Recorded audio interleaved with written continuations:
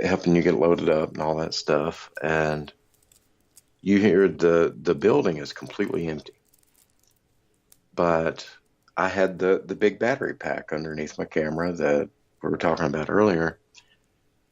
And you hear something up there, the little gates going up to the judge's bench and the little council area.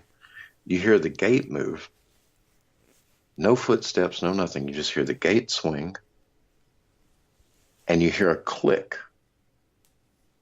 What that click was a toggle switch on the side of that battery pack. So something clicked that switch on the battery pack, which caused that whole camera rig to power down. So something not only wanted that camera off, but had paid enough attention to us during the setup and everything to know how to do it. They were just saving your battery, Frank. Apparently so.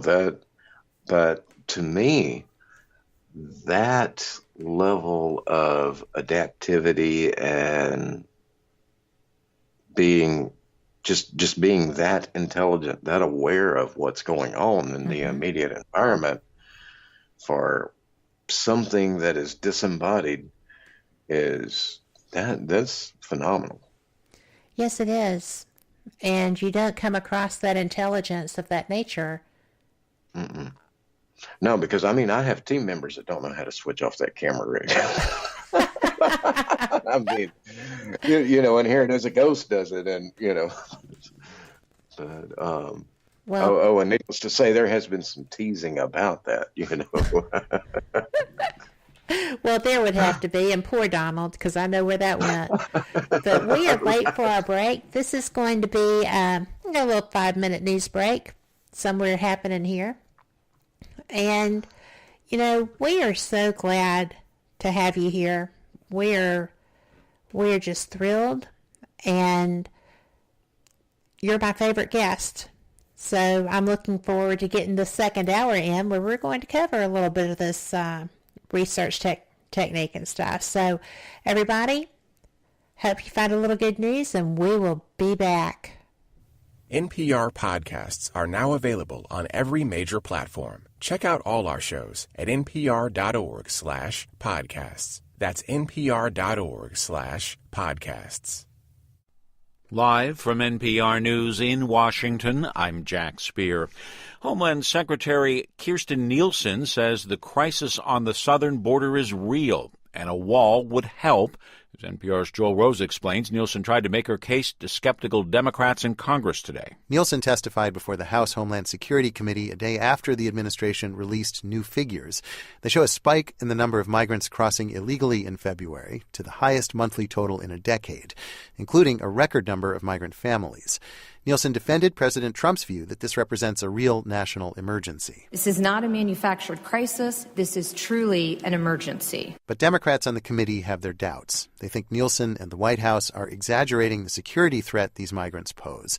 Most of the migrants are family members and children fleeing from poverty and gang violence in Central America. Many are turning themselves in to the Border Patrol to seek asylum in the U.S. Joel Rose, NPR News, New York. President Trump is weighing in today on evidence North Korea may be rebuilding missile test facilities, a long-range rocket site that it dismantled a year ago as part of its steps toward disarmament. Trump saying, "I would be very disappointed if that's happening, but it's a very early report."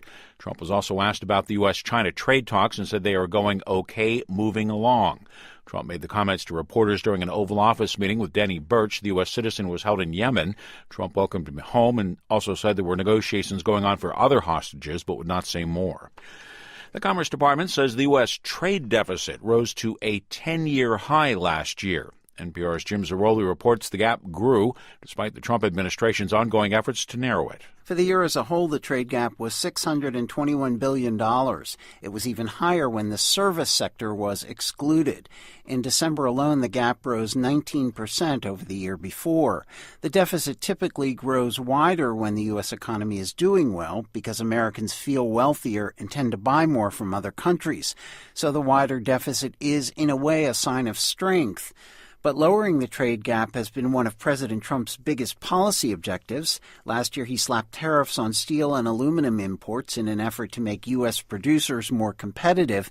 Tariffs also were imposed on $50 billion in Chinese imports, and the president has threatened to raise them again if no progress is made in negotiations with China. Jim Zaroli, NPR News, New York. A global economic watchdog group is dialing back its forecast for global growth due to the effects of ongoing trade disputes along with weaker demand in Europe and China. The Organization for Economic Cooperation and Development projects that overall global growth this year will come in at 3.3%. That's down from its initial forecast of 3.5% in November. Stocks closed lower today. The Dow was down 133 points. The Nasdaq fell 70 points. This is NPR. R&B star R. Kelly has been taken into custody for failure to pay more than $160,000 in child support to his ex-wife and their 3 children. Kelly was released from jail a little more than a week ago after being indicted on 10 counts of aggravated criminal sexual abuse. Today, CBS This Morning began airing portions of a lengthy interview with Kelly, the first interview he's given since the indictment. A spokeswoman for the Cook County Sheriff's Office says Kelly will not be released from jail until he pays the back child support. The Democratic National Committee is announcing they will not allow Fox News to broadcast any of the 2020 presidential primary debates. According to NPR's Jessica Taylor, the DNC is citing a recent report about the close relationship between the Trump administration and the conservative cable network. The decision comes after an article by Jane Meyer in The New Yorker that detailed the increasing coziness between President Trump and the network and his alliances with several Fox News personalities such as Sean Hannity. In a statement, DNC Chairman Tom Perez said that reporting directly influenced his decision to exclude Fox News, concluding, quote, that the network is not in a position to hold a fair and neutral debate for our candidates. Fox News was set to host one Democratic debate in 2016, but it was late in the primary campaign and never happened. In a rebuttal statement, the network pointed to its news anchors as qualified to moderate instead of its opinion hosts. Jessica Taylor, NPR News, Washington. Crude oil futures prices moved lower today. The price of oil down 34 cents a barrel to end the session at $56.22 a barrel in New York. I'm Jack Speer, NPR News, in Washington. Thank you for listening to WBHM Digital Broadcasting out of Birmingham, Alabama. The time is 23 minutes after the hour. Welcome back. You are listening to Paranormal Experienced Radio here on WBHM Digital Broadcasting out of Birmingham, Alabama. I am your host, Kat Hobson. We are having the best time tonight because my guest is my friend Frank Lee.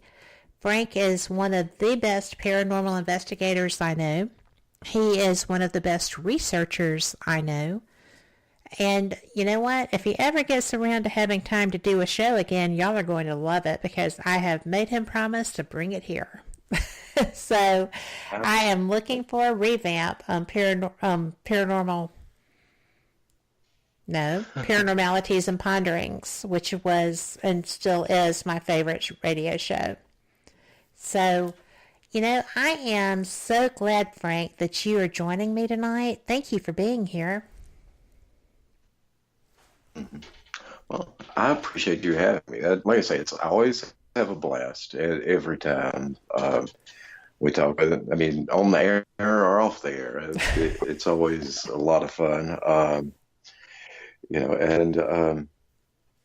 It's interesting. You know, some of the conversations. I mean, because I think our ADD works well together.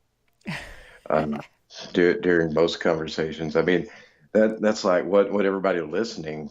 What you don't know is during the break we went from parapsychology to white lithium grease and the sled scene from National Lampoon's Christmas Vacation. So I mean, all in what, 3 minutes? 5, but who's counting? Right. But, well, actually, probably less than that because it was when we got back together, you know, after I went and walked and, you know, that was wasn't the whole 5. But we just, our wagons circle together. Right. Somehow. So, You know, you had mentioned, and I thought it was great, that talking about doing the research, how to do the research, might not be a bad thing. And you had discussed some of the pseudoscience, and you know me, I went reading.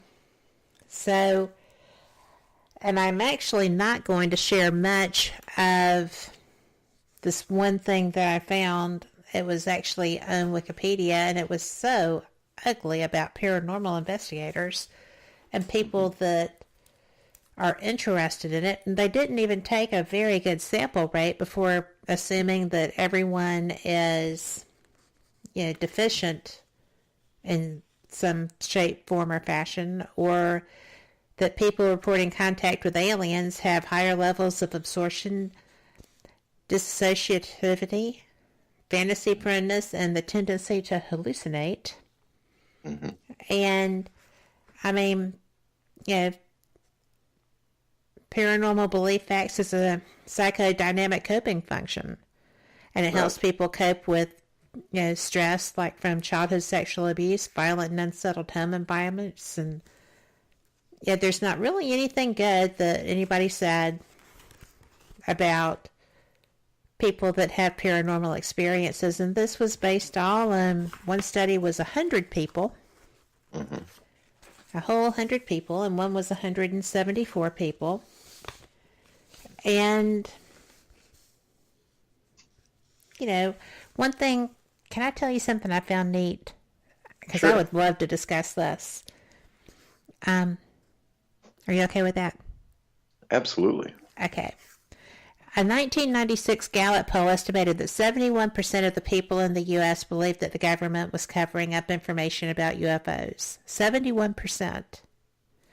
A 2002 poll conducted for Sci-Fi reported that 56% thought UFOs were real craft and 48% that aliens had visited the Earth.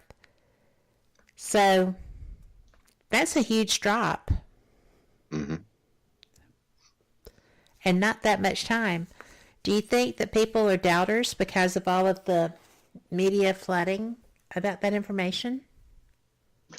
I believe that probably has a lot to do with it.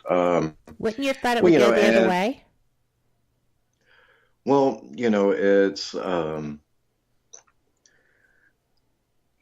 people all the time say that we live in the age of information. And while true, we also live in the age of misinformation, because there is much more false information out there on the internet than there is factual, actual research-backed information. And it makes it easy if you're overloaded with stories and you find out that, hey, well, every article I've read from this site has turned out to be, it was clickbait, it was crap. Suddenly you don't trust anything from that source, so you cut them off. Well, then you find the same thing from another one, and it kind of builds to a point where you just start to doubt all of it.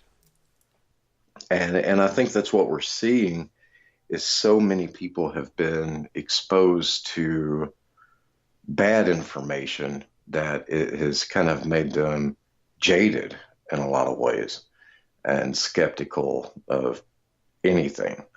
And a lot of the, it is good that you found that article that was talking about paranormal research, and, shed such a negative light on that, because people in the paranormal community need to be aware of that's the way that most people outside the paranormal community look at us. And when they look at us in that light, they're not looking at, oh, well, Frank's team is okay, but, these other teams are like that. Or they're not looking at, Jennifer and Kevin, they're great investigators, but all these other people are quacks. Or, they're not doing that. They're looking at the entire at the entire field. And anyone who has that label attached to their, to their name or identifies as a paranormal